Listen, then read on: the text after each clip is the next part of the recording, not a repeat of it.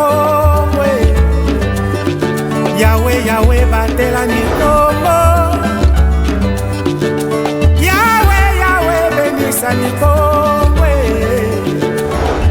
Yahweh, Yahweh, batela ni Congo.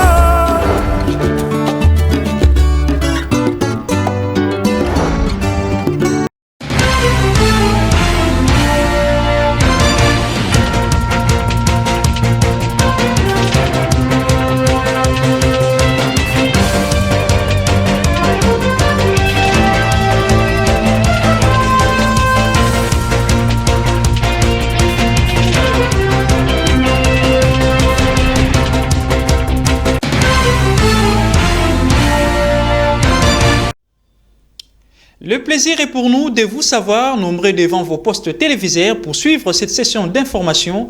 Mesdames et messieurs, bonnes conditions de suivi. Comme il est de coutume, le chef de l'État congolais, Félix-Antoine Tshisekedi Tshilombo, s'est adressé à la nation le mercredi 30 juin 2021 à l'occasion de la célébration du 61e anniversaire de l'indépendance de la RDC. Nous vous proposons de suivre cet extrait choisi par Roger Missamou. La date du 30 juin de chaque année nous rappelle le jour mémorable, le jour glorieux où, devant l'histoire, le monde a été témoin du couronnement de la lutte acharnée menée corps et âme par les pères fondateurs de notre nation dans le but de permettre l'accession du pays de nos ancêtres à sa souveraineté. Nous avons un devoir sacré. C'est celui d'honorer la mémoire des héros de notre indépendance qui, individuellement et collectivement, les uns dans la lumière comme Patrice Emery Lumumba ou Joseph Kasavubu, ainsi que leurs compagnons, les autres dans l'ombre, ont combattu jusqu'au sacrifice suprême afin de nous léguer, à nous et aux générations futures, un pays libre, uni et prospère. Notre pays fait face à une résurgence surprenante de la maladie à coronavirus, une troisième vague de contamination qui nous a poussé à prendre, il y a de cela 2 semaines, des décisions difficiles et de renforcer les mesures restrictives pour ralentir, à défaut d'endiguer, la propagation du virus au sein de nos populations. C'est l'occasion pour moi de rappeler à tous l'observance et le respect strict des mesures barrières et de la discipline qu'il nous revient à chacun d'adopter afin de se prémunir contre cette maladie. Outre la pandémie de Covid-19, les impératifs sécuritaires caractérisés notamment par l'insécurité récurrente observée dans la partie est de notre territoire national où sévissent depuis plus d'une vingtaine d'années des forces négatives et terroristes qui sèment la terreur, la mort et la désolation, nous conduisent également à faire preuve de tempérance en ce jour glorieux du 30 juin. La date du 30 juin de chaque année nous rappelle le jour mémorable, le jour glorieux où, devant l'histoire, le monde a été témoin du couronnement de la lutte acharnée menée corps et âme par les pères fondateurs de notre nation dans le but de permettre l'accession du pays de nos ancêtres à sa souveraineté. Nous avons un devoir sacré. C'est celui d'honorer la mémoire des héros de notre indépendance qui, individuellement et collectivement, les uns dans la lumière comme Patrice Emery Lumumba ou Joseph Kasavubu, ainsi que leurs compagnons, les autres dans l'ombre, ont combattu jusqu'au sacrifice suprême afin de nous léguer, à nous et aux générations futures, un pays libre, uni et prospère. Notre pays fait face à une résurgence surprenante de la maladie à coronavirus, une troisième vague de contamination qui nous a poussé à prendre, il y a de cela 2 semaines, des décisions difficiles et de renforcer les mesures restrictives pour ralentir, à défaut d'endiguer, la propagation du virus au sein de nos populations. C'est l'occasion pour moi de rappeler à tous l'observance et le respect strict des mesures barrières et de la discipline qu'il nous revient à chacun d'adopter afin de se prémunir contre cette maladie. Outre la pandémie de Covid-19, les impératifs sécuritaires caractérisée notamment par l'insécurité récurrente observée dans la partie est de notre territoire national où sévissent depuis plus d'une vingtaine d'années des forces négatives et terroristes qui sèment la terreur, la mort et la désolation, nous conduisent également à faire preuve de tempérance en ce jour glorieux du 30 juin. Voilà, excusez-nous pour ces désagréments techniques. Dans ces mêmes registres de la célébration de l'indépendance de la RDC, que faut-il retenir de la date du 30 juin 1960, les détails et l'historique dans ces récits signés Roger Missamou?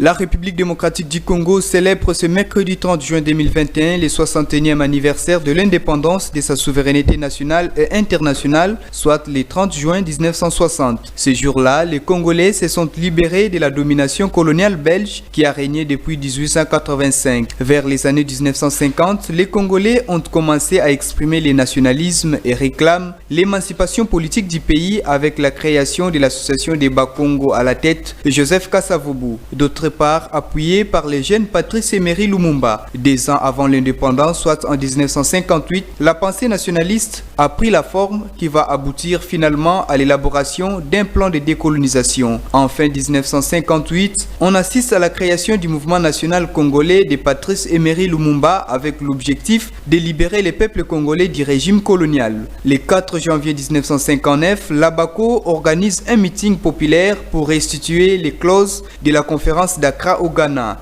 Sa répression par les colons belges va coûter la vie à plusieurs personnes. En janvier 1960, la table ronde de Bruxelles s'ouvre avec la participation de Joseph Kasavubu, Patrice Emery Lumumba et autres personnes pour négocier l'indépendance du pays. Avec la pression du Front commun congolais, les autorités coloniales acceptent de céder la totalité des compétences sans que la Belgique s'en réserve aucune. Du 11 au 25 mai 1960, des élections législatives et provinciales s'organisent au Congo pour préparer la relève. Finalement, le 30 juin 1960, intervient la cérémonie officielle de l'indépendance. Joseph Kasavubu devient le premier président du Congo et Patrice Emery Lumumba, premier ministre.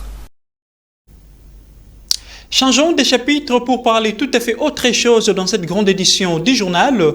Le gouverneur de province Atumatubana Koulouki et le ministre provincial de l'énergie Guilain Panzou Mangovo ont visité le mardi 29 juin 2021 les installations du barrage d'Inga pour étudier la faisabilité sur la construction du Grand Inga. Un élément de la presse du gouvernorat rendu par Marie-Foncé Bingo.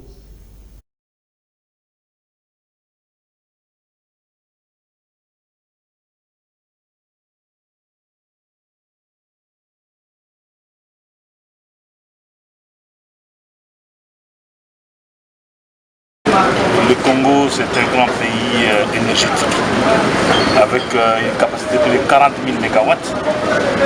Eh bien, le monde entier nous regarde. C'est à nous, Congolais, de pouvoir matérialiser avec conscience cette vision que porte le chef de l'État.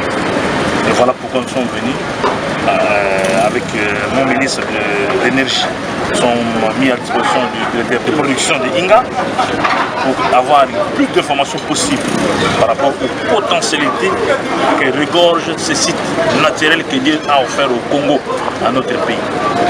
Frantz Fanon a dit l'Afrique a la forme d'un revolver, on la gâchette au Congo. Mais la gâchette de ces revolvers, c'est le Congo central.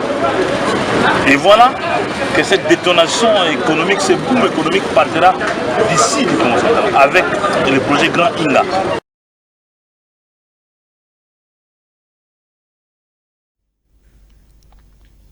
Polémique autour de la gestion des 60% des frais scolaires des écoles secondaires publiques retenues à la source et de frais de fonctionnement perçus par les chefs des établissements scolaires publics. Nous vous proposons de suivre cet élément. La question de la traçabilité des frais de fonctionnement perçus par les chefs des établissements scolaires publics reste à ce jour complexe. Ces fonds que le gouvernement congolais débourse pour permettre au bon fonctionnement des écoles publiques, servant notamment à l'achat des crèches, entretien des bâtiments et autres fins. Aujourd'hui, sujet de tous les débats sur son utilisation. À noter que depuis la gratuité de l'enseignement de base instaurée par le président Félix-Antoine Tshisekedi Tshilombo, les écoles bénéficient de 60% de l'ensemble des frais scolaires perçus auprès des élèves du secondaire pour s'en servir aux besoins de l'école. Mais quid de son utilisation? Mwakalaou Innocent, préfet des études de l'Institut du 30 décembre, en fait l'état des choses. Ce sont des frais de scolarité, c'est-à-dire on a demandé pour l'enseignement de base 12 000, l'enseignement technique industriel 24 000, l'enseignement général c'est 16 000, commercialiste c'est 20 000. Sur ça, nous restons avec 60% que le chef d'établissement doit travailler, doit faire fonctionner son école. Vu le besoin en infrastructure d'accueil, c'est pour cela que nous avons eu l'idée de construire ce bâtiment en étage et nous allons mollo. Il est constaté un débordement des écoles publiques par des effectifs depuis le début de la gratuité de l'enseignement, d'où l'urgence de construire de nouveaux bâtisses. Nous gérons les écoles publiques. Donc quand vous êtes une autorité, vous gérez les écoles publiques ou bien quelques responsabilités publiques. Donc il faut quand même un bon signe. Pour le petit moyen que nous avons eu, c'est ça que nous sommes en train de faire ces travaux. Alors vraiment nous sommes en difficulté. Nous avons cette bonne foi, cette bonne volonté pour dégringoler un peu ce salle ici que vous voyez pour que l'école soit belle. Voilà, quittons les sols congolais pour parler cette fois-ci de l'actualité continentale. En Guinée-Conakry, les vaccins anti-Covid en situation de pré-rupture. Le centre de vaccination peine à recevoir des doses et tous les programmes est perturbé. À l'Agence nationale de sécurité sanitaire, on reconnaît le problème, mais les livraisons sont annoncées. Un élément de nos confrères de TV5 Monde. Rendez-vous raté pour Mamadou Issa Baldé. Ce mercredi, il s'est rendu au stade Lansana Conté de Nongo. Il a rendez-vous pour obtenir sa deuxième injection de vaccin anti-Covid. Mais là, le médecin doit lui expliquer que ce ne sera pas possible. Bon, aujourd'hui, le vaccin n'est pas disponible. Sinopharm là n'est pas disponible. Mais vous pouvez repasser demain ou après-demain voir. Le centre de vaccination numéro 26, comme beaucoup d'autres dans la capitale, tourne au ralenti. Les vaccins manquent, mais aussi les seringues. Quand même, un peu plus tard dans la matinée, 200 doses de Sinovac et Sinopharm arrivent. Et les vaccinations peuvent reprendre, mais avec des conditions drastiques. Il n'y a pas de première dose disponible. Donc on prend les gens pour la deuxième dose. À l'Agence nationale de la sécurité sanitaire, on ne nie pas les problèmes. Des problèmes de logistique souvent, pour réapprovisionner les centres dans tout le pays. Et aussi des problèmes de livraison de vaccins par les fournisseurs. Par rapport au Sputnik, nous devons recevoir sur l'eau 50 000 doses dimanche. Donc pratiquement, l'inquiétude de pré-rupture qui est là est résorbée avec cela. Et aussi, il y a 2 600 000 doses qui sont prévues aussi en vaccin Johnson & Johnson pour le mois d'août et 1 600 000 doses de Sinopharm également pour le mois d'août. Depuis le début des opérations de vaccination, sur 12 millions d'habitants, la Guinée a pu administrer 437 000 premières doses et 198 000 deuxièmes. Un chiffre encore insuffisant alors que tout le continent africain est frappé par une inquiétante troisième vague de Covid-19, brutale selon la qualification de l'OMS. Enfin du sport dans cette édition du journal, victoire finale en clôture de la 56e édition de la Coupe du Congo de football pour les Daring Club Motema Pembe aux prises avec Sanga Balende sur la plus petite des marges, soit 1-3-0 le 30 juin 2021 au stade de Martyrs de Kinshasa. Révenciala signe ses commentaires. Ils auront tous subi la loi du Daring Club Motema Pembe de Kinshasa à la Coupe du Congo de football 56e édition 2021. C'est le Football Club Moké, défait 2-0. Le Football Club Renaissance du Congo, écarté 1-0. DSMP s'est ensuite débarrassé facilement du Football Club System sur la note de 3-0 avant de marcher sur l'Union Sportive Loubero avec une correction de 6-0. avant de prendre le dessus sur le Sa Majesté Sangaba Lende 1-0 en finale le mercredi 30 juin dernier sur une réalisation de Desi Mbomba à 4 minutes du terme dans un face-à-face qui a failli ne pas connaître une fin normale en raison des affrontements entre supporters des deux camps. On dépendait de l'adversaire, de la mascarade de l'adversaire. Soit il déclarait forfait et nous on devait attendre les 15 minutes réglementaires pour déclarer ce forfait. Donc on maintenait les joueurs en échauffement, on les maintenait en éveil, je vais dire. Et puis il déclare forfait. Donc après on revient, 5 minutes après on revient pour dire qu'on doit jouer. Donc le mot-clé était de se tenir prêt à tout moment et de tuer le match parce que durant tout le match, vous avez vu qu'on a beaucoup plus dominé l'adversaire. On a mieux joué que l'adversaire et cette victoire était évidente pratiquement. Une vraie démonstration de force de la part des Immaculés, en comptant également les 2 buts à 0 infligés au Football Club Céleste de Mbandaka. Le secteur offensif de l'équipe de Kinshasa a tourné en plein régime le long de la compétition avec un ratio but de 2,5 buts par match, soit une impressionnante série de 6 victoires en autant de sorties, 15 buts marqués et 0 but encaissés. Le succès final du Daring Club Motema Pembe contre Sangaba Lende qualifie automatiquement le club de la capitale en interclub de la Confédération africaine de football, en l'occurrence la Coupe de la Confédération 2021-2022, pour le compte du quota de 4 équipes réservées à la République démocratique du Congo grâce à la position favorable qu'occupe son championnat national sur la scène continentale. Ici prend fin à cette grande édition du journal. Vous étiez nombreux à les suivre et nous vous remercions pour votre attention soutenue. Au revoir.